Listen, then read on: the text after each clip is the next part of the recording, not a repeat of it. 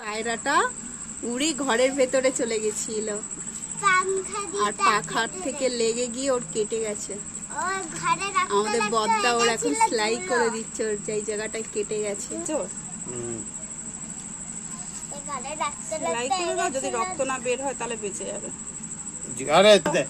শোনো, হাতটা সামনে দিয়ে সরিয়ে রাখো, পাকস্থলীটাই কেটে গেছে। এখানটাতে পায়রার খাবার টাবার থাকে না? হ্যাঁ, পেটে পিঠে না, ওদের এই গলার কাছে থাকে, তাই তো বদ্দা? গলা ওইটা মরবে, ওইটাই হয়ে গেছে। শুধু হলুদ দেবে?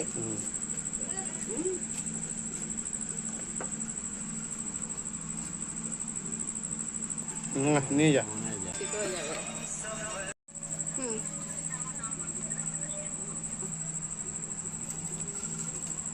পায়রাটাকে তো খুব লাগে, যাও নিয়ে যাও।